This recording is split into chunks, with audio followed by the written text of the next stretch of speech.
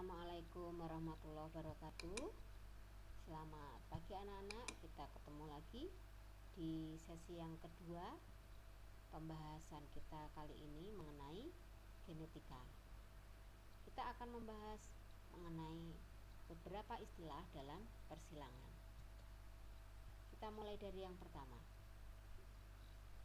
P besar ini merupakan lambang dari parental atau induk, orang tua.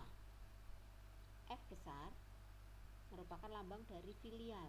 Filial itu artinya keturunan atau anak. Maka kalau kamu lihat ada F1, berarti artinya keturunan yang pertama. F2 artinya keturunan yang kedua, yang merupakan keturunan dari hasil persilangan antar F1. Istilah berikutnya adalah hibrid. Hibrid merupakan hasil persilangan dua individu yang memiliki sifat beda. Nanti kita kenal ada monohibrid, ada dihibrid, ada trihibrid, dan seterusnya. Monohibrid, mono itu kan satu, maka monohibrid artinya hibrid dengan satu sifat beda. Contoh, bunga mawar warna merah disilangkan dengan bunga mawar warna putih, maka perbedaannya hanya ada satu sifat beda, yaitu perbedaan warna merah dan putih. Dihibrid, di itu dua, maka dihibrid artinya hibrid dengan dua sifat beda.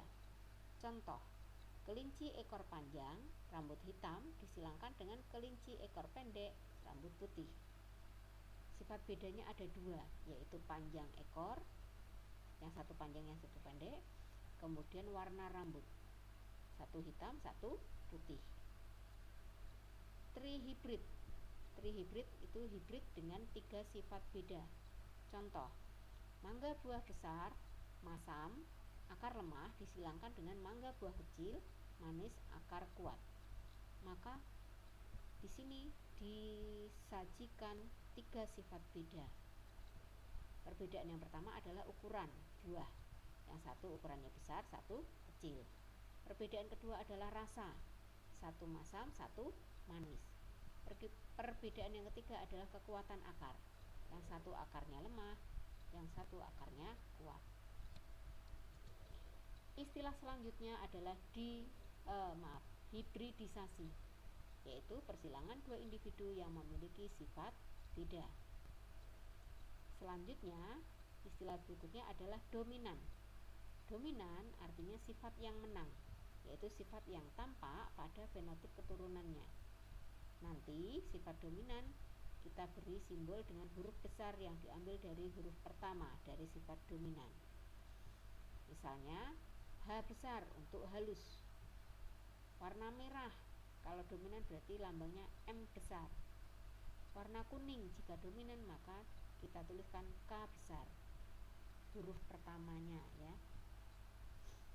Kemudian istilah berikutnya adalah resesif atau sifat yang kalah, yaitu sifat yang tidak tampak pada fenotip keturunannya. Maka sifat resesif diberi simbol huruf kecil dari sifat dominan. Misalnya H kecil untuk kasar, M kecil untuk putih, K kecil untuk hijau. Semuanya resesif terhadap sifat dominan yang ada di atas tadi, yang kita bahas yang pertama di awal. Nah, sifat resesif baru tampak jika berpasangan dengan sesama resesif. Contoh, H kecil, M kecil, M kecil, atau K kecil, K kecil. Istilah berikutnya adalah intermediate. Intermediate ini merupakan sifat antara sifat dominan dengan sifat resesif. Contoh misalnya, bunga warna merah disilangkan dengan warna putih, maka akan dihasilkan keturunan dengan warna merah muda. Merah muda itu kan berarti perpaduan antara merah dan putih. Nah, kalau kamu temui persilangan seperti ini, artinya ini adalah contoh sifat intermediate. Istilah selanjutnya adalah genotip. Genotip merupakan sifat yang ditentukan oleh gen. Misalnya H besar atau H besar H kecil, dan sifat ini diturunkan. Merupakan penentu sifat individu. Fenotip merupakan sifat yang tampak dari luar sebagai akibat interaksi antara faktor genotip dengan lingkungan. Alel merupakan bentuk alternatif suatu gen yang menempati lokasi yang sama pada kromosom homolog. Homozigot yaitu individu yang mempunyai pasangan gen dan alel yang sama. Misalnya H besar H besar atau H kecil H kecil, maka ini disebut dengan individu homozigot. Heterozigot yaitu individu yang mempunyai pasangan gen dan alel yang tidak sama. Misal ada H besar H kecil. Nah, H besar H kecil ini maka ini disebut individu heterozigot.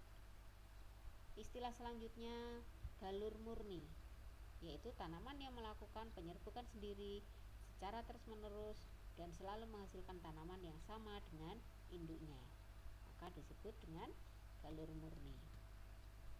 Selanjutnya ada tes cross, yaitu tindakan mengawinkan suatu individu hasil persilangan dengan salah satu induknya yang homozigot resesif.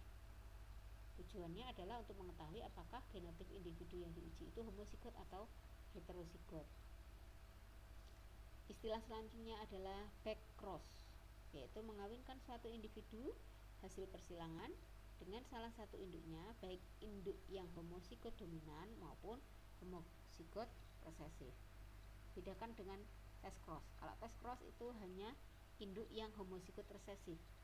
Kalau back cross itu bisa homozigot dominan, bisa homozigot resesif. Tujuannya adalah untuk mengetahui genotip induk yang belum diketahui. Demikian sesi kedua kali ini, kita ketemu lagi di sesi yang ketiga. Assalamualaikum warahmatullahi wabarakatuh.